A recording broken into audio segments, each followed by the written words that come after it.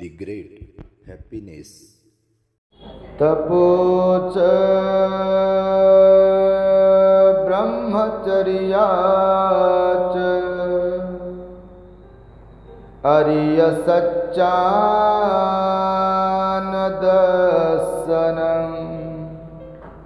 निब्बान सच्चिक्रियांच ये तं मंगलमुत्तमम्.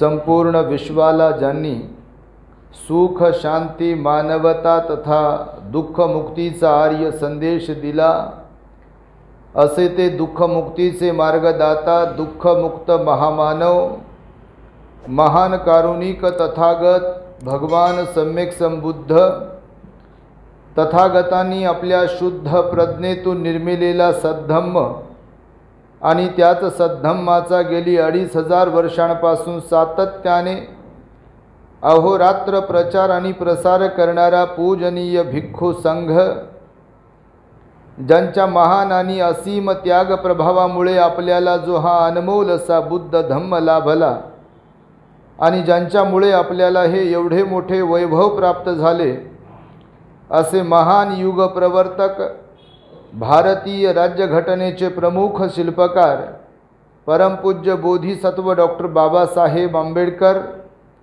आणि सर्वच परिवर्तनवादी संत महापुरुषांच्या महान अशा विचारांना स्मरून आज या वर्षावास पर्वातील महान मंगलमय दिनी आपल्या धम्मदीप बुद्ध विहारात उपस्थित नंदनवन कॉलनी आणि परिसरातील सर्व श्रद्धावान उपासक उपासिका, बालक तथा बालिका, तद्वतच द ग्रेट हॅपीनेस या आपल्या यूट्यूब चॅनलचे सर्वच दर्शक, तुम्हा सर्वांच्या प्रती सर्वप्रथम मंगलमैत्री सद्भावना व्यक्त करतो आणि आपल्या सर्वांच्या सुखकर जीवनासाठी भगवंतांनी उपदेशिलेल्या धम्माला सांगण्यासाठी प्रारंभ करतो.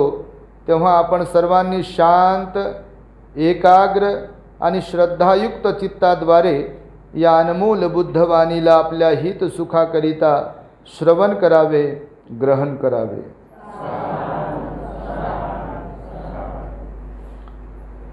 भगवान बुद्ध श्रावस्ती येथे अनाथपिंडकाच्या जेतवन विहारामध्ये वास्तव्य करीत होते आणि त्या दरम्यान एक दिवस भगवंतांनी महामंगल सूत्राचा उपदेश दिलेला आहे, ज्यामध्ये 38 प्रकारचे मंगल सांगितलेली आहेत. खरं तर बऱ्याच दिवसांपासून या महामंगल सूत्रातील एक एक मंगल कोणते आहे, मानवी जीवनात त्याचे महत्त्व काय आहे,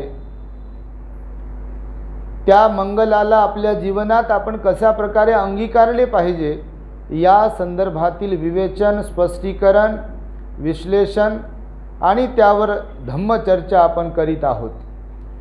खरं तर आपण जर महामंगल सूत्राचा अभ्यास केला बारकाईने, तर एक गोष्ट आपल्या लक्षात येईल, महामंगल सूत्र जेवढं सामाजिक वाटते, जेवढं कौटुंबिक वाटते, तेवढंच ते पुढे पुढे जाताना ते आध्यात्मिक आहे आणि त्या आध्यात्मिक विषयाची आज सुरुवात होणार आहे. आतापर्यंत आपण पाहिले, सर्वात प्रथम भगवंतांनी एवढी छोटी गोष्ट सांगितली की ती सर्वसामान्य लोकांना सहज समजू शकते. भगवंताने सांगायला सुरुवात केलं, 38 मंगलांपैकी पहिलं मंगल सांगितलं, असेवनाच बालान एतं मंगलमुत्तमं. म्हणजे मूर्खांची संगती न धरणे, न करणे हे उत्तम मंगल आहे म्हणाले भगवान. शहाण्या लोकांची संगती धरा, ह्याच्यापासून सुरुवात केली भगवंताने, नाही का. पती पत्नीचं नातं कसं असावं, आई वडिलांशी नातं कसं असावं, मूलबाळ बायको यांच्याशी नातं कसं असावं, आपण विनम्रता कशी बाळगावी, आपण इतरांचा गौरव कसा करावा, ह्या छोट्या छोट्या गोष्टी जरी वाटत असल्या तरी तेवढ्याच महत्त्वाच्या गोष्टी भगवंताने सर्वप्रथम सांगितल्या, विशद केल्या. त्यानंतर मग खंतीचं सोवच्च सत्ता सांगितलं भगवंताने. क्षमाशीलता, सहनशीलता, क्षमा, शांती किती महत्त्वाची आहे जीवनामध्ये. एक दुसऱ्यांना सहन करणे किंवा सहनशीलता आपल्या अंगी असणे किती महत्त्वाची आहे हेही सांगितलं भगवंताने. श्रमणांचं दर्शन किती महत्त्वाचं आहे याही संदर्भात भगवंताने उपदेश केला. धम्माचं श्रवण करणं किती महत्त्वाचं आहे. धम्माचे उपदेश, धम्माचे तत्व वारंवार श्रवण करणे हे सुद्धा किती महत्त्वाचं आहे ह्यावरही भगवंताने उपदेश दिले. आणि भगवान बुद्ध धम्मचर्चा सुद्धा केली पाहिजे हेही समजावून सांगतात. आणि त्यानंतर मात्र चढता आलेख या महामंगल सूत्राचा असा आहे की सरते शेवटी भगवान बुद्ध सांगतात की तपोच, ब्रह्मचर्याच, आर्य सच्चान दस्सनं, निब्बान सच्चिकिरित याच एतं मंगलमुत्तम. म्हणजे हा गांभीर्यपूर्वक उपदेश आहे. म्हणजे तुम्हाला मी वारंवार सांगतो की भगवान बुद्धांची उपदेश करण्याची जी शैली होती ती अत्यंत चांगली, म्हणजे चांगली मीन्स सहज समजेल अशी शैली होती. सहज समजेल सर्वसामान्य लोकांना. अगोदर मन तयार करायचे भगवान बुद्ध माणसांचं, श्रद्धेचं मन तयार करायचे, त्रिरत्नांच्या प्रती श्रद्धा निर्माण करायचे, दानाचं मन तयार करायचे, शील पालनाचं मन तयार करायचे आणि नंतर समाधी मार्गामध्ये प्रविष्ट करायचे लोकांना. मागे बोललो मी एकदा यावरती. बघा, ही धरली जीभ की लावली टाळेला किंवा काखातलं काढलंय बाजारात मांडलंय, आपल्याला येते म्हणून, आपल्याकडे आहे म्हणून असे उपदेश कधी भगवंतांनी केलेले नाही आहे. बरोबर स्टेप बाय स्टेप. बघा ना, हे महामंगल सूत्राचंच तुम्ही जर आता याच्यावरती विचार करत असाल तर सुरुवातीचे काही गोष्टी होत्या किती सहज एकदम सिंपल होत्या.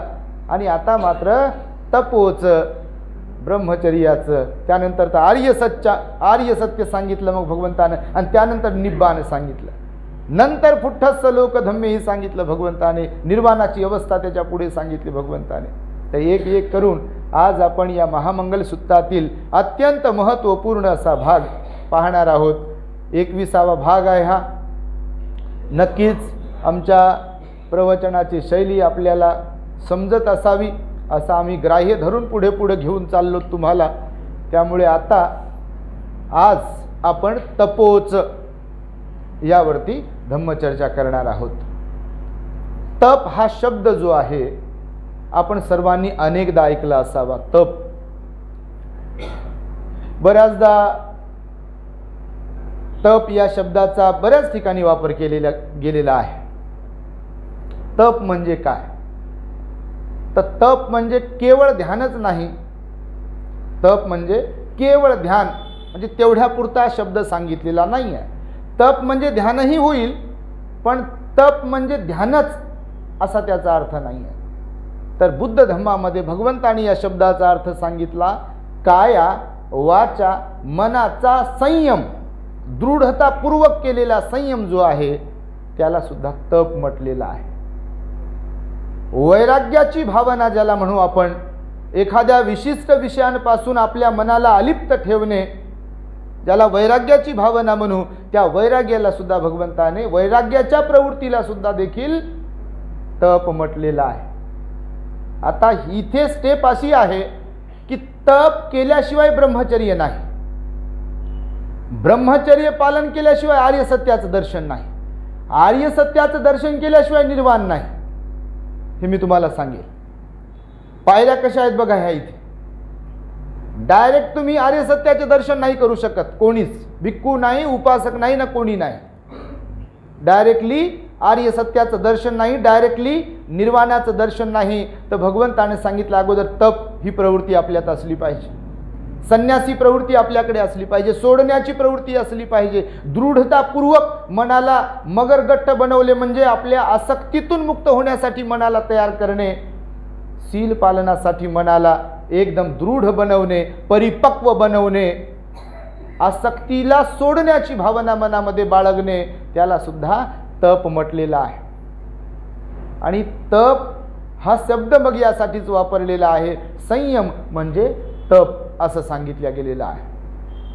संयम, काया वाचा आणि मनाचा संयम, त्याला तप म्हटलेला आहे. तुम्ही बुद्ध आणि त्यांचा धम्मग्रंथामध्ये जर वाचलं, सिद्धार्थ गौतमाच्या गृहत्यागानंतर सिद्धार्थ गौतम आलार कालमाकडे जातात, त्यांच्याकडे काही ध्यानाचे धडे घेतात. उद्दक रामपुत्ताकडे जातात, त्यांच्याकडे ध्यानाचे काही धडे घेतात. भृगु ऋषीच्या आश्रमामध्ये जातात, त्यांच्याकडे ध्यानाचे काही घेतात. आणि त्यानंतर मग उरुवेलेच्या जंगलामध्ये जातात पंचवर्गीय श्रावकांसह, आणि तिथे जाऊन मात्र खडतर तपश्चर्या आरंभतात. त्यामध्ये असं सांगितलेलं आहे बाबासाहेबांनी की कधी कधी एका दिवसाला एकदाच अन्न ग्रहण करत होते. त्यानंतर पुढे पुढे 2 दिवसातून एकदा, क्रमशः 3, 4, 5, 6, 7 दिवसाला एकदा अन्न ग्रहण करत होते. 15 दिवसातून एकदा अन्न ग्रहण करत होते. महिन्यातून एकदा अन्न ग्रहण करत होते. पुढे पुढे चालून तर असं म्हटलेलं आहे की एक फळ, एका दिवसातून एक फळ, 2 दिवसातून एक फळ, 3 दिवसातून एक फळ, असं करत करत महिन्याभरातून एक फळ, कधी कधी मोहरीचा एक दाना, कधी कधी भाताचा एक दाना. अशी कठोर तपस्या सिद्धार्थ गौतम बोधिसत्वाने त्या उरुवेलेच्या जंगलामध्ये केलेली आहे. शरीर त्यांचं एकदम क्रूश झालेलं आहे. शरीरामध्ये त्राण उरला नव्हता. बसले तर बसू शकत नव्हते, उठले तर उठू शकत नव्हते, झोपले तर झोपू शकत नव्हते. पोटाला हात लागला तर पाठीचा कणा लागत असे, आणि पाठीच्या कण्याला हात लावण्याचा प्रयत्न केला तर पोट लागत असे. एवढं बारीक जीर्ण त्यांचं शरीर झालं होतं. फोटोंमधून आपण कधी कधी मूर्त्यांमधून पाहत होते. तपश्चर्या केली त्यांनी, खडतर तपश्चर्या त्याला म्हटलेलं आहे बघा. खडतर तपश्चर्या, कठोर तपश्चर्या केलेली आहे. म्हणजे या सगळ्या गोष्टींपासून अलिप्त मनाची अवस्था तयार करणे, त्याला सुद्धा तप म्हटलेलं आहे. एखादी गोष्ट प्राप्त करायची आहे म्हणजे इथे काय तप, आध्यात्मिक दृष्ट्या हा शब्द यासाठी वापरला आहे की जीवनामध्ये दुःख मुक्ती करून घेण्यासाठी तप फार महत्त्वाचा आहे असं सांगितलं आहे. तपाला निश्चय सुद्धा म्हटलेला आहे, तपाला संयम सुद्धा म्हटलेला आहे, तपाला वैराग्य सुद्धा म्हटलेला आहे, तपाला संन्यासी प्रवृत्ती सुद्धा म्हटलेला आहे.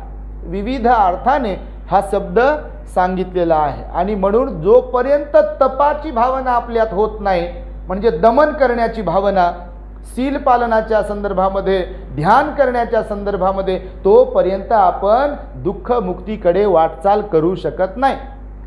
म्हणजे मनाची अवस्था महामंगल सूक्तात आतापर्यंत अशी बनवली आहे की आपण धार्मिक असायला पाहिजे, आपण सिलवान असायला पाहिजे, आपण दानी असायला पाहिजे, आपण विनम्र असायला पाहिजे, आई वडिलांची सेवा करणारे असलो पाहिजे, मूल बाळ बायको यांचा सांभाळ करणारे असलो पाहिजे, अशी एकमेकांचा गौरव करणारे असलो पाहिजे, धम्मचर्चा करणारे असलो पाहिजे. आतापर्यंत अशी अवस्था बनवली. आणि ज्या व्यक्तीचं चित्त या सगळ्या सद्गुणांनी परिपूर्ण बनलाय त्याला सांगितलंय मग की तप करणे हे उत्तम मंगल आहे. कारण जर मग हे सगळं केल्यानंतर तपाची भावना निर्माण झाली, म्हणजे तप करू शकलो, तर ब्रह्मचर्याचं पालन आहे. आणि ब्रह्मचर्याचं पालन आहे तर 4 आर्य सत्य आहे, 4 आर्य सत्य आहे तर निर्वाण आहे. म्हणून तप ही गोष्ट खूपच महत्त्वाची आहे. शरीराला पीडा जरी होत असेल तरी आपल्या उद्देशपूर्तीपासून परावृत्त व्हायचं नाही, म्हणजे तो मार्ग सोडायचा नाही. याही अवस्थेला तप म्हटलेला आहे. बऱ्याचदा बघा वेगवेगळ्या प्रकारचे तप असतात. तपाचे सुद्धा प्रकार सांगितलेले आहेत. कोण कोणतं तप करते, कोण कोणतं तप करते. बघा जप तप हे पण शब्द आहेत बघा. जप आणि तप म्हणजे कोणी कोणी लोक बघा ते माळा वगैरे अशा हातामध्ये बोटामध्ये ठेवतात आणि त्याला जप तप म्हणतात बघा. ते पण तप आहे. जपेच्या द्वारे तप म्हणजे माळा जपून तप. बगळा जो असतो बगळा तप, तपाला बसतो. एखाद्या तलावामध्ये बगळा एक पाय असा ठेवतो, जणू काय सिमेंटची मूर्ती बसवली आहे, हालत नाही डुलत नाही, एकदम स्थिर राहतो तो, तेही तप आहे. एखादा प्राणी शिकारीसाठी जेव्हा असा एकदम स्तब्ध, मांजरीला वगैरे तुम्ही कधी पाहिलं असेल तर मांजर तप करते, पण मांजराचं तप, उंदराचं तप, वाघाचं तप, बगळ्याचं तप वेगळं, आणि माणसानं स्वतःच्या दुःखमुक्तीसाठी केलं जाते ते तप वेगळं. भगवान म्हणाले मांजरासारखं तप करू नका शिकार करण्यासाठी, बगळ्यासारखं तप करू नका शिकार करण्यासाठी, तर आपली दुःख मुक्ती प्राप्त करून घेण्यासाठीचं तप करता आलं पाहिजे. आणि म्हणून जेव्हा सिद्धार्थ गौतम तिथे कठोर तपश्चर्या करतात तेव्हा दाढीचे केसही हाताने उपटण्याचा प्रयत्न करतात, नाही का. अनवाणी पायाने राहतात असं बाबासाहेब लिहितात. हिवाळ्याच्या कडक हिवाळ्याच्या दिवसांमध्ये दिवसाला बाहेर आणि दिवसाला आतमध्ये आणि रात्रीला बाहेर, म्हणजे जेव्हा कडक थंडी असेल तेव्हा उघड्यावर आणि दिवसाला थोडंसं गरम असते तर तेव्हा एकदम काळोखाच्या ठिकाणी अंधारामध्ये जिथे जास्त थंडगार असेल म्हणजे जास्त थंड लागेल अशा ठिकाणी थांबत होते. उन्हाळ्यामध्ये सुद्धा कसं कठोर तप केलं आहे त्यांनी. बाबासाहेब लिहितात की उन्हाळ्यामध्ये एका मोठ्या शिळावरती ते बसायचे, कडक जिथे डोक्याला ऊन लागेल अशा ठिकाणी बसायचे. आणि जेव्हा रात्रीची गरमाट होते तर तशा ठिकाणी कोंदट ठिकाणी जिथे गरमी होईल, एकदम आपल्याला धाप लागेल, श्वास घ्यायला जड जाईल अशा ठिकाणी थांबायचे. पाण्यामध्ये थांबायचे, एका पायावर थांबायचे. म्हणजे आता आज घडीला आणि याही पूर्वी बुद्धिझमला सोडून इकडे तिकडे जे जे काही व्रत वैकल्य सांगितलेले आहेत, तप सांगितलेले आहेत, ते सगळे तप सिद्धार्थ गौतमाने अंगीकारून पाहिलेले आहेत.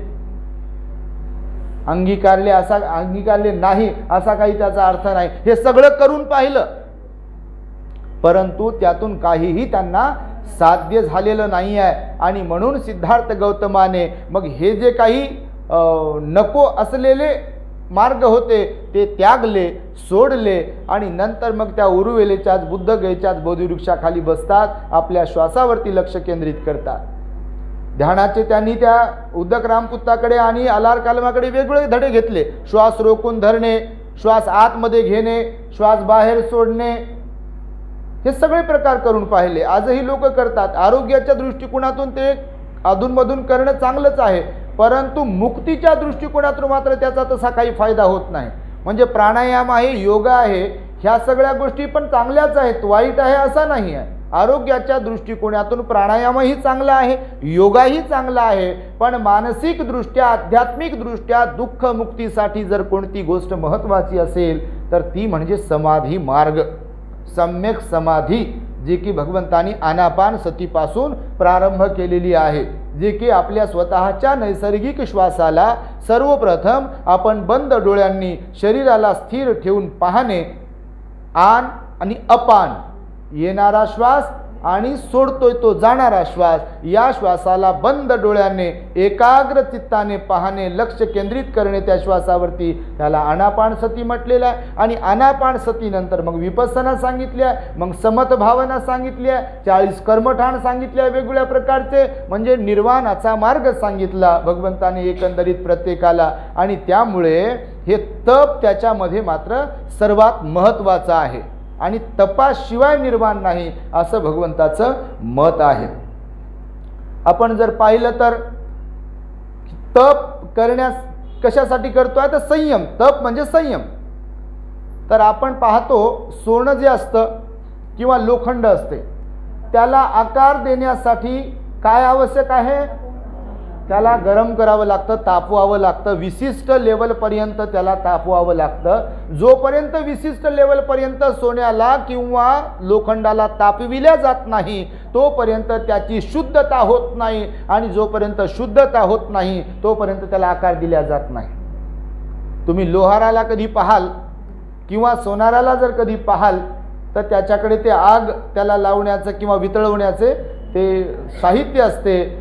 त्या भात्याद्वारे लोहार त्या लोखंडाला नरम करतो, गरम करतो, नरम करतो. गरम केल्यामुळे नरम होते ते, आणि नरम झाल्यानंतर त्याला ठोकू ठोकू ठोकू ठोकू बघा, पीठ जसं मळतात तसं त्या लोखंडाला अगोदर या साईडने ठोकतो, पुन्हा बाजू बदलतो, दुसऱ्या साईडने ठोकतो, पुन्हा तिसरी बाजू बदलतो, त्या साईडने ठोकतो. एकदा ठोकले ठेवलं, हातार तयार केलंय असं करत नाही लोहार. तुम्ही कधी जर बारीक पाहिलं असेल लोहाराला तर त्याला पूर्ण इकडून तिकडून इकडून तिकडून पूर्ण ठोकू ठोकू त्याला लागलेला गंज असेल, जंग असेल, काय जे त्याला लागलेला कचरा असेल, त्याच्यामध्ये काही नको त्या गोष्टी असतील बाधक ठरणाऱ्या, त्या काढून टाकतो आणि नंतर मात्र त्याचं ते शस्त्र जे काही बनवायचं आहे ते लोहार बनवतो. सोनाराचंही तसंच आहे. त्याला जाळ लावू लावू त्या सोन्याला, बिस्किट असतील सोन्याचे किंवा तुम्ही दिलेलं परत केलेलं सोनं असेल, त्याला पेटू पेटू जाळू जाळू गरम करू करू त्यातला जो मळ आहे, जी घाण आहे ती काढून टाकतो आणि नंतर जेव्हा प्युअर बनतं, ते शुद्ध बनतं, तेव्हा त्याला मग ठराविक तुम्ही ऑर्डर देता त्या प्रकारचा आकार देतो. मग सोनार भगवान बुद्ध म्हणाले ज्या प्रकारे आपल्या सोन्याला जाळून गरम करून त्याला हवा तसा आकार देतो, तसं मनुष्याने सुद्धा या आपल्या मनाला तपाच्या माध्यमातून त्याला आसक्तीपासून अलिप्त करण्यासाठी पुन्हा पुन्हा पुन्हा पुन्हा शील पालनासाठीचे एकदम निश्चय करावे लागतात. शील पालन करण्यासाठीचा अधिष्ठान करावे लागते.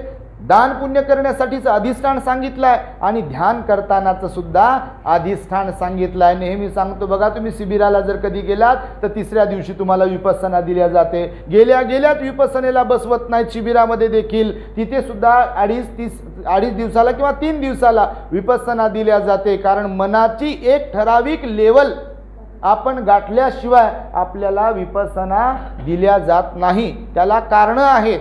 कारण मनाची अवस्था जोपर्यंत शुद्ध बनत नाही तोपर्यंत विपස්සना कशी करू शकतो? ना कोणती संवेदना आपल्याला दिसेल ना काय दिसेल. आपण आपल्या घरीच रमते आपलं मन. जरी ध्यानाला गेलं तर मन घरीच राहते आपलं. दुर्डीत मन शोधते, चपाती आहे का, इतकी भाकर बरोबर झाली नव्हती रे, चपाती बरोबर झाली नव्हती, इथे शेकली नव्हती बरोबर, काही नाही, अशी कुठं भाजी करतात का. मग किचनमध्ये जाते मन. आपण जरी इगतपुरीला, मन आपलं आपल्या किचनमध्ये जाते औरंगाबादला येऊन.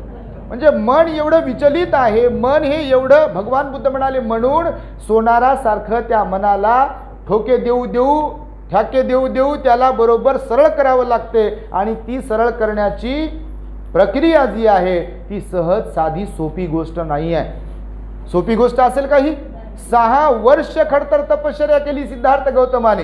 बुद्ध तर तेच बनणार होते, सम्यक संबुद्ध, हे तर निश्चित होतं. सिद्धार्थ गौतमच सम्यक संबुद्ध बनणार होते, ते निश्चित होतं. त्यांचं तेवढं महान पुण्य होतं. परंतु तरी देखील गृहत्यागानंतर गृहस्थ असतानाची जी मानसिकता होती, ती मानसिकता सर्वसामान्य लोकांपासून जरी वेगळी होती, त्यांचं मन जरी त्या सगळ्या आसक्तीमध्ये रमणारं नव्हतं, तरी देखील त्यांना 6 वर्ष खडतर तपश्चर्या करावी लागली मनाला निर्माण करण्यासाठी. आणि मग जेव्हा मन निर्माण झालं त्यांचं, तेव्हा त्यांनी मग त्याला विपස්සनेच्या माध्यमातून, ध्यानाच्या माध्यमातून, सम्यक समाधीच्या माध्यमातून निर्वाणाकडे घेऊन गेले. आणि मग तेव्हा कधी 4 आर्य सत्याचं दर्शन आहे, 37 बोधिपाक्षीय धर्म आहे, आर्य अष्टांगिक मार्ग आहे, दुःख मुक्तीचं एकूणच ज्ञान मग सिद्धार्थ गौतमाला प्राप्त झालं आणि ते बुद्ध झाले. म्हणून आपल्या मनाला आकार देण्यासाठी, म्हणजे एकाग्र बनविण्यासाठी, शुद्ध बनविण्यासाठी, निर्मळ बनविण्यासाठी तप करणं अत्यंत आवश्यक आहे. काया वाचा मनाचा संयम केल्याशिवाय मनुष्य या मार्गात काहीच प्राप्त करू शकत नाही. आता सकाळी आमच्या एका ज्येष्ठ भंतेजी बरोबर आम्ही चर्चा करत होतो अशीच.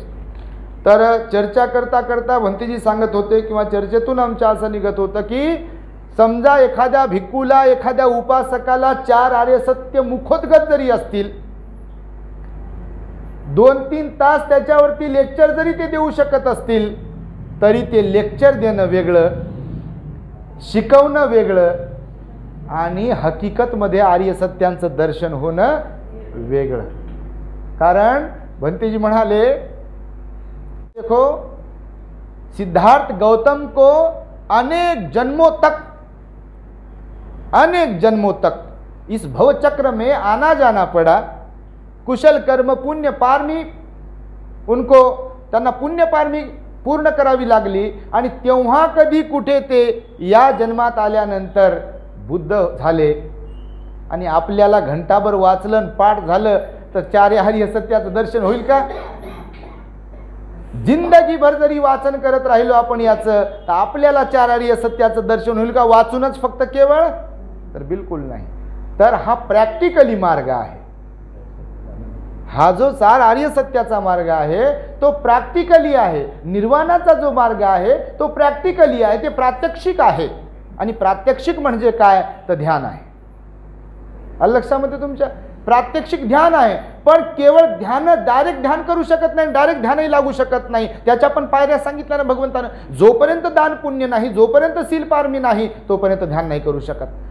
सर्वसामान्य लोकांचं जे मन लागत नाही ना ध्यानात, सर्वसामान्य लोक बघा कधी कधी म्हणजे ध्यान करण्याचा कधीतरी अशी लय टेन्शन आलंय बापा आणि आता जातो ध्यानाला, समजा असं म्हणून गेलेच किंवा कोणतरी पाठवलंय, नंबर लावून दिला लगेयानं आणि गेले समजा तिथं, तर कचरा घेऊन गेलेले असतात. त्या दिवशी तुम्हाला मी सांगितलं भोंग्याची गोष्ट, तर इकडचा सारा कचरा डोक्यात असते, तिथे गेल्यावर मुकच बसवलंय आपल्याला. तर मुक बसण्याची तर सवय नाही कधी. हे मुक कसं राहिले, हे शांत राहते का? हे शांत राहतच नाही, ठेवलंच नाही त्याला कधी शांत. आणि नेमकं ध्यानाला बसवलंय आणि सांगितलं की बा आर्य मौन आहे, इशाऱ्याची पण भाषा चालणार नाही, बिलकुल शांत. जगाचा विचार करायचा नाही, जग कसं चाललंय, कुठं चाललंय, जगानं काय करायला पाहिजे हे नाद सोडून द्या. आता आपल्यावर फोकस करायचा, आपल्याला शांत होण्यासाठी बसवलंय. ते हळूच पाहते, इकडं पाहते, तिकडं पाहते, खडकण वाजलं तिकडं पाहते, डोळे बंद करू शकत नाही, तोंड बंद करू शकत नाही. कोणाला तरी सांगू का तुमची कंबर दुखते का बरं? कोणाला तरी विचारू का तुम्हाला जेवण चाललंय का? असं वाटतंय. तिथे गेल्यावर लोक सांगतात, इकडे आल्यानंतर म्हणतात हे बोलले ते बोलले, माणूस बोलला, बाई बोलली, कोण बोललं, काय झालं, आणि त्यांना ते मौनच पाळलं नाही वगैरे वगैरे. जे काही आहे ते साधी गोष्ट नाही ना. हा साधा मार्ग आहे का? निर्वाण प्राप्तीचा मार्ग, सर्वोत्तम सुख सांगितलं भगवंतानं निर्वाणाचं. भगवंताला विचारलं, भगवान सर्वोत्तम सुख कोणतं आहे? तेव्हा भगवान म्हणाले, निब्बानं परमं सुख. निर्वाण हे परम सुख आहे, म्हणजे सर्वोत्तम सर्वश्रेष्ठ सुख आहे. आता सर्वश्रेष्ठ सुख असं भेटेल का आपल्याला? बडबड करून भेटेल का आपल्याला? डोळे उघडे ठेवून इकडे तिकडे पाहिल्यावर भेटेल का आपल्याला? तर परम सुखासाठी स्वतःची पात्रता तशी तयार करावी लागेल. आणि त्यासाठी आपल्या पारमिता तशा असाव्या लागतात, त्यासाठी आपले सील तसं असावं लागते, त्यासाठी आपलं अधिष्ठान तसं असावं लागतं, त्यासाठी आपलं तप तसं असावं लागतं. आणि तेव्हा कधी निर्वाणाच्या जवळ पोहोचू आपण.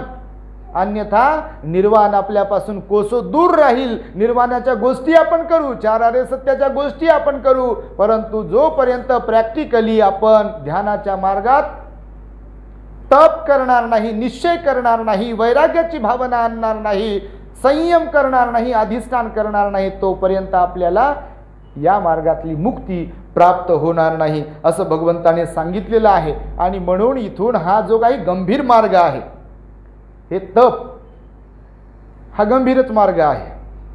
तेव्हा आपण पाहतो कधी कधी कोणी 12 वर्ष तप करते म्हण, कोणी 10 वर्ष तप करते. तुम्हाला माहीत असेल नसेल, काही विद्या प्राप्त करण्यासाठी सुद्धा तप करावे लागतात. रिद्धी सिद्धी माहिती आहे तुम्हाला? कुठं आहे सध्या?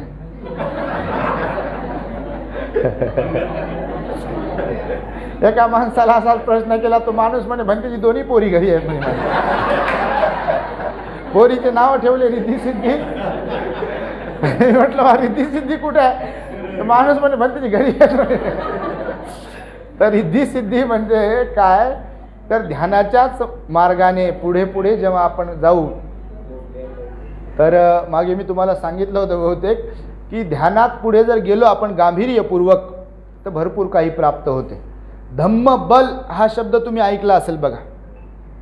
4 गोष्टी प्राप्त होतात म्हणाले भगवान बुद्ध. जे लोक दान पुण्य करत राहतात, सील पालन करत राहतात, ध्यान करत राहतात, ह्या 3 गोष्टींमध्ये, या 3 पायऱ्यावरती जे लोक असतात आणि त्याच्यामध्ये दृढतापूर्वक काम करतात, त्यांना 4 गोष्टींचा लाभ होते म्हणतात भगवान बुद्ध. एक तर आयुष्य, वर्ण, सुख आणि बल.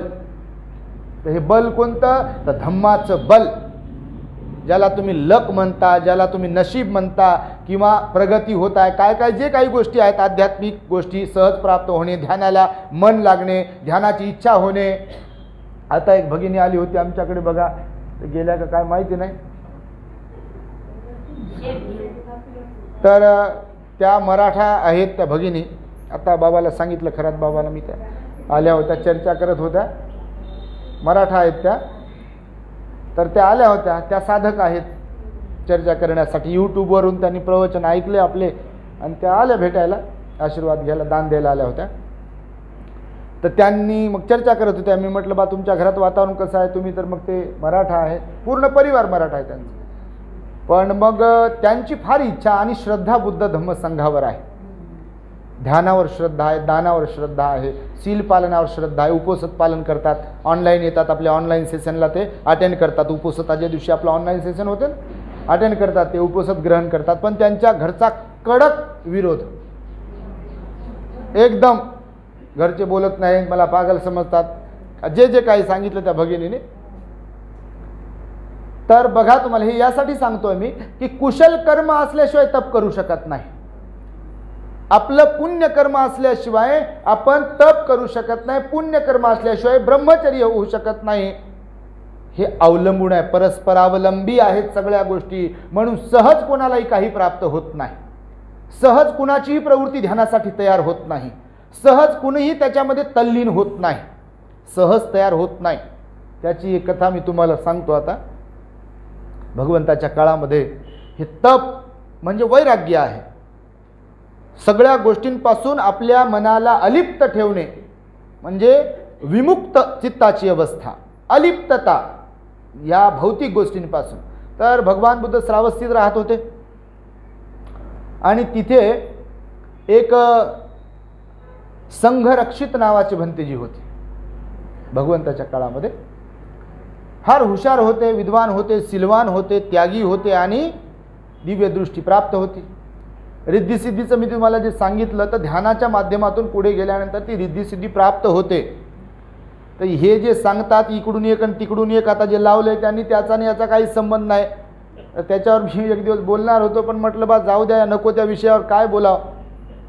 अशा काही विषयांमधला आपण इग्नोर मारलं पाहिजे, त्या विषयावर बोलूनच उपयोग काही नाही. काल मला एक फोन आला, भंतेजी म्हणे आमच्या अपार्टमेंटमध्ये एक जणांना बसवलं म्हणे, काय करावं म्हणे त्याला. मी म्हटलं बापू त्याला काहीच करू नको, तू तुझंच धम्माचं आचरण कर, तू सील पालन कर, तू ध्यान कर, तू दान पुण्य कर, तू तुझ्यावर फोकस कर. असे लय लोक आहेत म्हटलं वाया गेलेले, त्यांच्या नादी लागून स्वतःचं डोकं खराब करण्यात काहीच अर्थ नाही.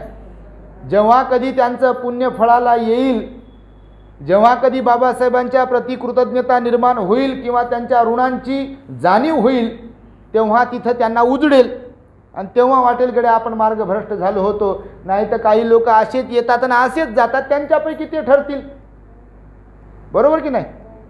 समाजामध्ये लोक सर्वत्र असेच आहेत, असेच येतात आणि असेच जातात. तर त्यामुळे त्या दिवशी पण मी सांगितलं की या नादात पडणंच नको. ते जरी आपलंच कॉपी एडिट पेस्ट केलेलं असलं, मेसेज पाहतोय व्हॉट्सअपवर, फेसबुकवरती, ते असं होतं आणि ते अष्टविनायकन, मग अष्टांगिक मार्गन, मग सोंडेतलं फुलन, हेन तेल, मग गर्भवती महामायान, काय काय काय काय सगळं लिहिलंय त्यांच्या पेपरला. त्यांनी बातमी दिली होती. मी म्हटलं आत्ताच कशी जाग आली? सगळं जरी खरं होतं आहे त्याच्यात, आत्ताच बातमी येण्याची जाग कशी आली? याच्या पूर्वी का जाग नाही आली? तर लोकांचे हेतू काय, उद्देश काय, याचाही आपण अभ्यास केला पाहिजे. हुरळून जाऊ नये असा आमच्याकडे एक शब्द आहे. आपल्या समाजाला एवढा लागू होते हा शब्द,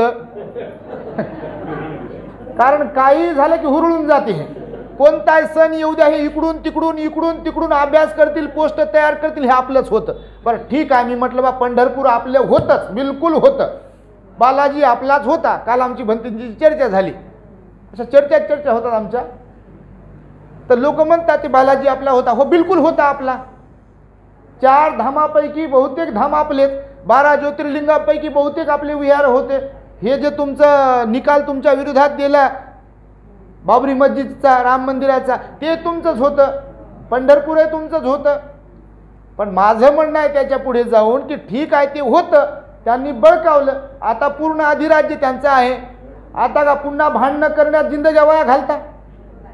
जे तुमच्या जवळ वाढलंय त्याचाच विचार करा, दुसऱ्याच्या ताटात जे ठेवलंय त्याचा विचार करू नका. आपल्या ताटात जे वाढलंय बाबासाहेबांना त्याचाच विचार करा, पंचशील पालन करा. आता कसं लेण्यांवर जाता येईल, ज्या लेण्या आहेत व्यवस्थित तिथं कसं जाता येईल त्याचा विचार करा. हे लेण्यावर कधी जाईना काही नाही म्हणते तिकडे गणपती बसवला म्हणते. अरे तू जातो का बापू कधी फॅमिलीला घेऊन? तिथं जात नाही, काही नाही, नको त्या गोष्टी बोलते, चर्चा करते. तर असे लोक हुरळून जाणारे जे आहेत, कोणता सणवार आला की ते आपला काय म्हणतील हे असं, ते सगळं जरी खरं असलं तरी त्याच्यावर केवळ चर्चा करून बोलून काही उपयोग होणार नाही. म्हणून जे आपल्याला बाबासाहेबांनी दिलंय, 22 प्रतिज्ञा दिल्या, बुद्धाचा धम्म दिला, त्याचं आचरण झालं पाहिजे, त्याचं पालन झालं पाहिजे.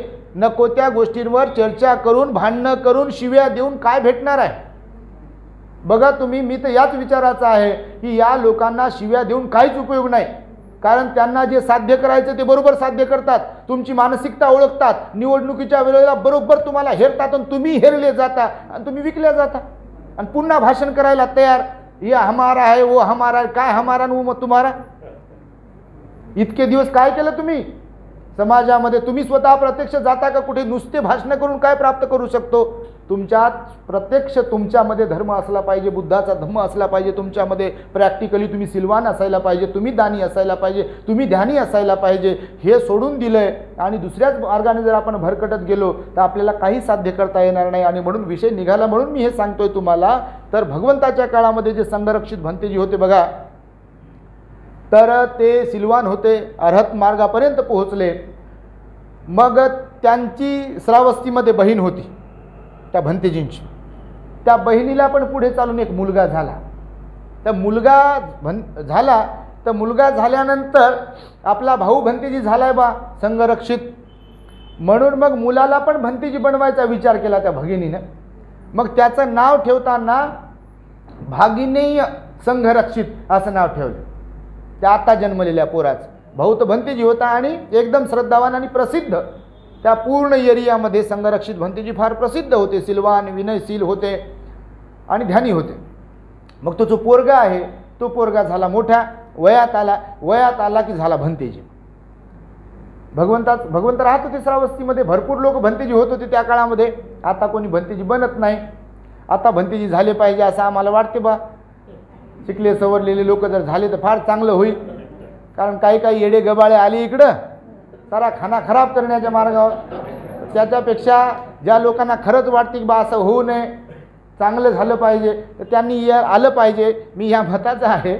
तुम्हाला म्हणत नाही तुम्ही व्हा म्हणून, तुम्ही होई नका आता, कारण गाडी पुढे गेली निघून तुमची, होऊन उपयोग नाही काही आता.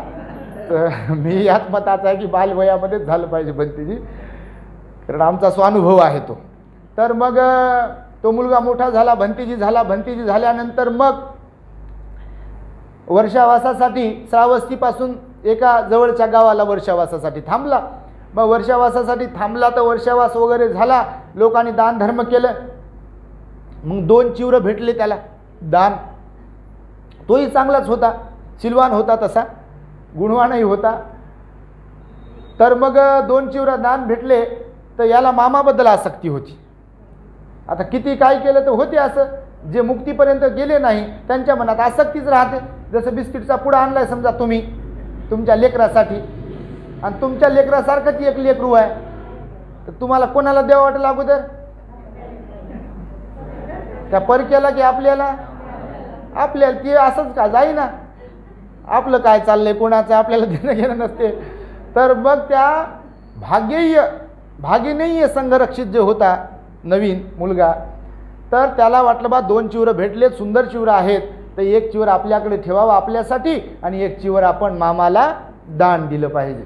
तर त्यानं मनामध्ये मग कल्पना केल्या फार की वर्षावास संपला की मी बरोबर तिकडे जाईल विहारामध्ये जिथं मामा भंतेजी राहतात, आणि तिकडे गेल्यानंतर मस्तपैकी मग गुडघ्यावर बसेल, मी ते दान देईल, मग मामा पण खुश होतील, मला पण आनंद होईल वगैरे वगैरे, माझं पण दान पुण्य होईल असा त्यानं विचार केला. रंगवतो आपण गोष्टी, काही करायचं तर लय रंगवतो आपण.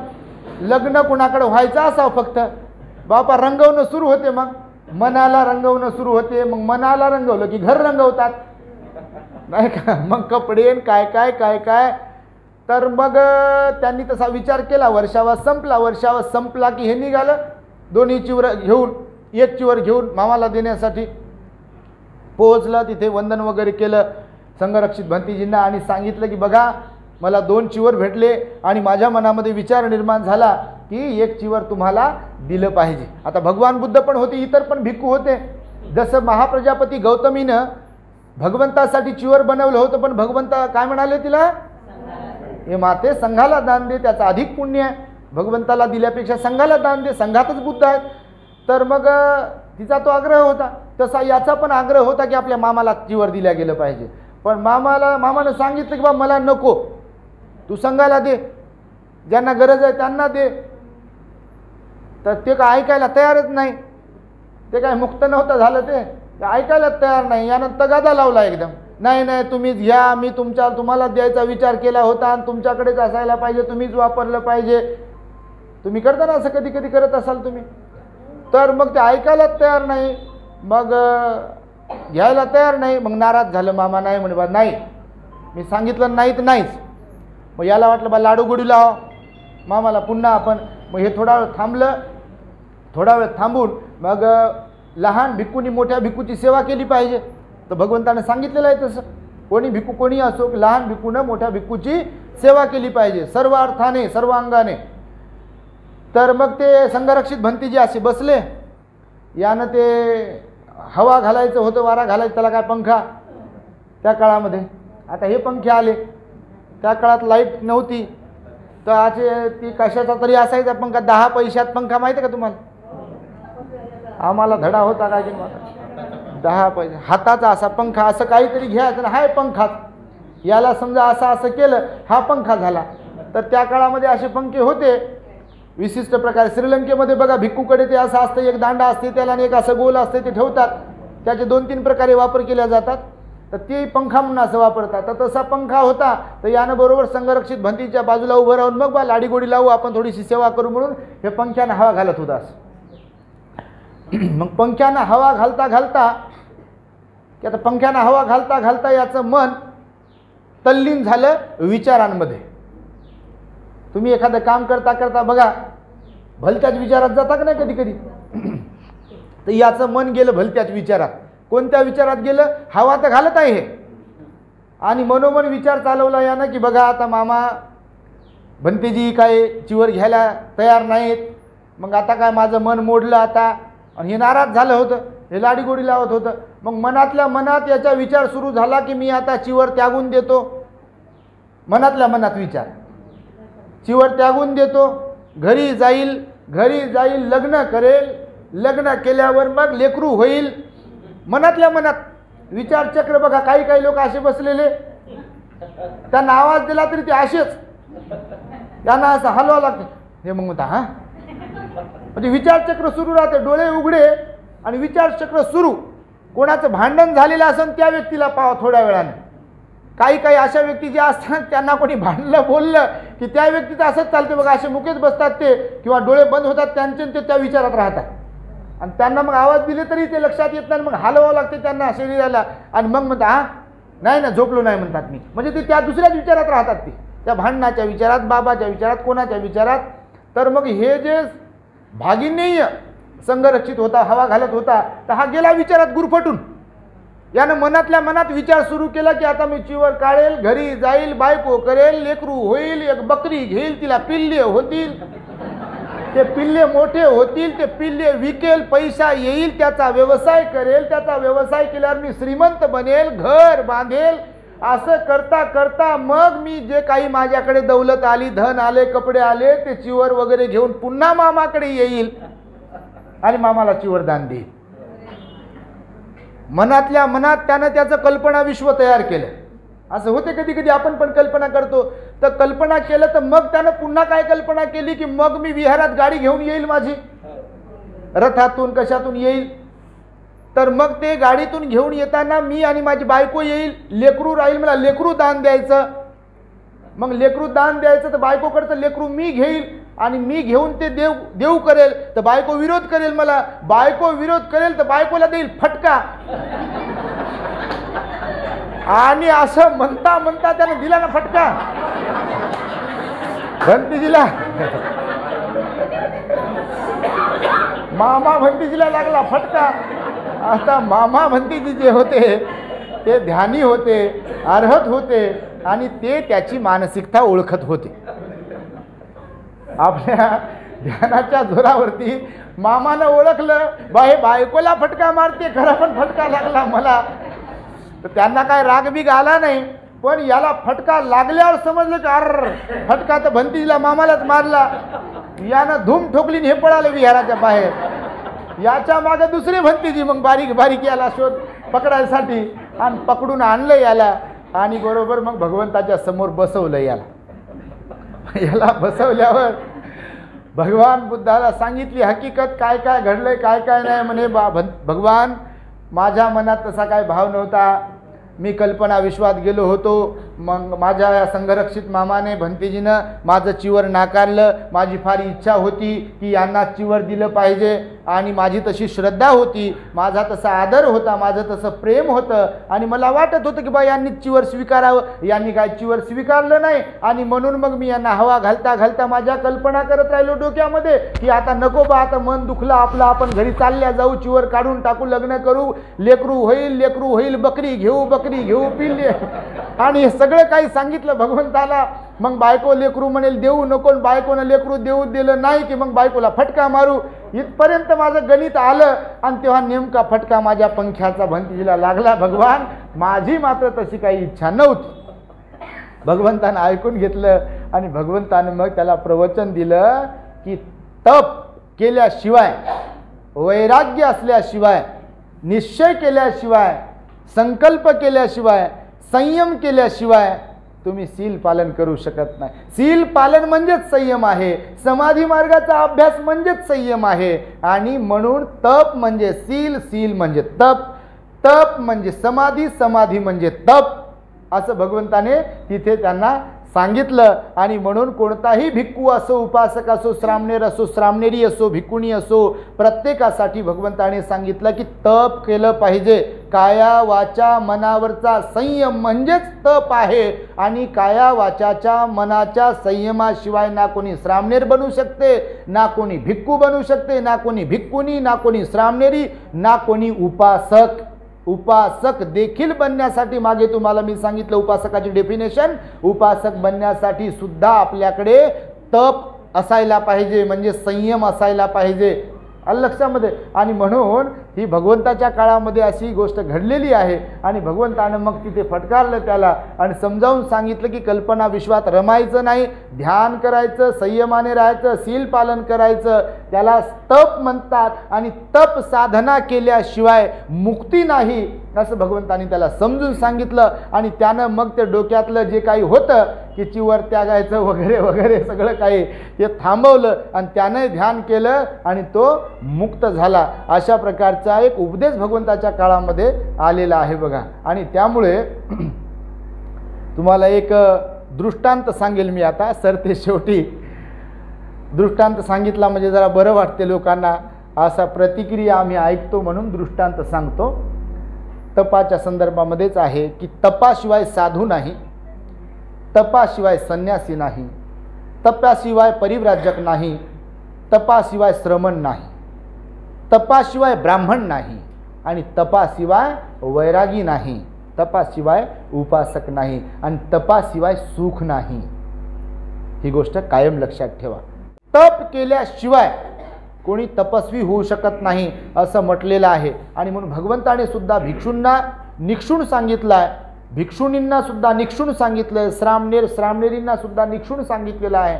इवन उपासकांना देखील निक्षून सांगितलं आहे की तुम्ही हे मानवी जीवन सुखाकडे घेऊन जाताना, निर्वाणाकडे घेऊन जाताना, मुक्तीकडे घेऊन जाताना तप म्हणजे संयमाची नितांत आवश्यकता आहे. तपाशिवाय तुम्ही आध्यात्मिक मार्गात काहीच प्राप्त करू शकत नाही, असा भगवंताचा उपदेश आहे. तेव्हा निश्चितपणे तुम्ही सुद्धा तप या भगवंताच्या उपदेशाला ध्यानात घेऊन, कारण भगवान म्हणाले तपोच येतं मंगलम उत्तम, म्हणजे तप करणे हे उत्तम मंगल आहे. तर त्यामुळे तुम्ही सुद्धा तप कराल. तर तप काय, तर ध्यान तर करालच कराल, पण मनाचा संयम आणि शरीराचा संयम म्हणजे तप आहे, वाणीचा संयम म्हणजे तप आहे. आणि त्यामुळे तप केलं तरच धम्ममार्गात आपण पुढे जाऊ शकतो. तेव्हा सील पालन करत राहा, दान पुण्य करत राहा, काया वाचा मनावरती संयम ठेवत राहा, वैराग्याची भावना आपल्या मनामध्ये बाळगत राहा आणि संयमाने राहूनच धम्माच्या मार्गात पुढे पुढे जा. अशा प्रकारची मंगल आणि उदात्त कामना तुम्हा सर्वांच्या प्रती व्यक्त करतो आणि माझ्या शब्दांना मी इथे पूर्णविराम देतो. भवतो सर्वमंगलम रक्षन्तु सर्वदेवता सर्वबुद्धानुभावेन सदा सुखी भवन्तु ते. भवतु सर्वमंगलम रक्षन्तु सर्वदेवता सर्वधम्मानुभावेन सदा सुखी भवन्तु ते. भवतु सर्वमंगलम रक्षन्तु सर्वदेवता सर्वसंघानुभावेन सदा सुखी भवन्तु ते.